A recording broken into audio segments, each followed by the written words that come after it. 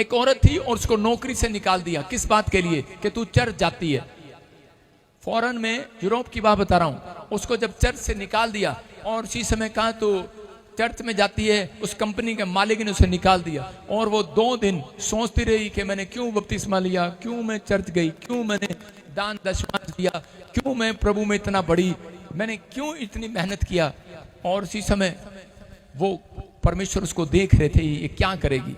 और उसी समय निराश हो गई, टूट गई है। लेकिन उसने एक आत्मिक लेवल पर वो पहुंच चुकी थी। आत्मिक लेवल, एक लेवल आपका है, दूसरा लेवल कौन सा होता है? पहला लेवल ये है कि आप प्रभु में आगे हैं। दूसरा लेवल कौन सा है? जब आपको ठोकर लगे, जब आपको निराशा लगे। दूसरा लेवल है वो, दूसरा लेवल उसने अपनाया। उसने बेड से उतरी और घुटने टेक कर प्रार्थना करने लगी। दूसरा लेवल उसी समय। आप पहली बार विश्वास किया, पहला लेवल। दूसरा कहते उसी समय उसने प्रार्थना किया। उसने कहा चल निराशा भाग जा यीशु मसीह के नाम में, मैं प्रभु की हूं और प्रभु की रहूंगी।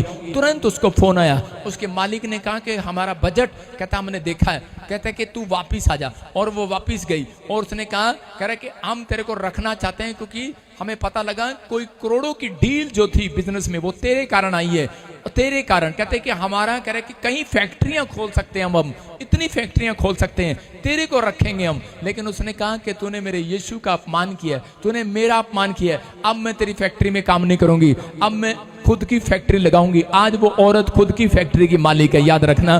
परमेश्वर कह रहा जिनके अंदर ये विश्वास है कि परमेश्वर मैं अब ठंडा नहीं रहूंगा तेरे कामों के लिए, मैं अब ठंडा नहीं रहूंगा, ठंडे रहने की जरूरत नहीं है। इसलिए परमेश्वर कह रहा है, या तो कह रहा मेरे सिर दर्द हो गया ऐसे लोगों से, या तो तुम आत्मिक हो जाओ या फिर संसारिक हो जाओ। कहता है एक हो जाओ। लेकिन आज कह रहा कभी गुनगुने 50-50 लोग परमेश्वर को पसंद नहीं है। उस औरत, अगर उस दिन हो सकता था वो औरत कहती कि परमेश्वर मैं आज के बाद मैं नहीं कर सकती प्रार्थना, मैं बहुत टूट गई है, मेरा हस्बैंड मैंने रोज कुटता, रोज मारता। आजकल लोगों के बहाने पता क्या, मैं 50-50 इसलिए हूं क्योंकि मेरा हस्बैंड मैनू कुटता, मनु ना मोटा जा मुंह करके मैनू मारता, मैं इस करके बैप्टिज्म नहीं ले पा रही, मश करके चर्च नहीं आ पा रही है, जैसे पान खा रही हो मुंह में। अरे 50-50 मत रहे, जब तू बदलेगी तेरा घराना पीछे बदलता आएगा यीशु मसीह के नाम में। इसलिए परमेश्वर कहता है पहले तू बदल, तेरा घराना चेंज होगा। लिखा कि नहीं बाइबल में कि तू और तेरा घराना उद्धार पाएगा। पहले तू, अपने पड़ोसी को पहले तू, पहले तू, पहले तू, फिर तेरा घराना।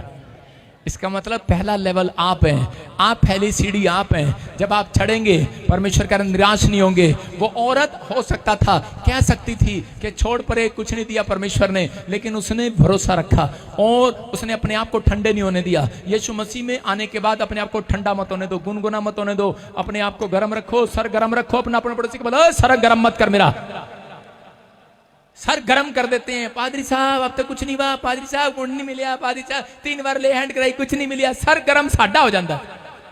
अपना सर गरम रखो भाई साहब, ठंडे मत हो।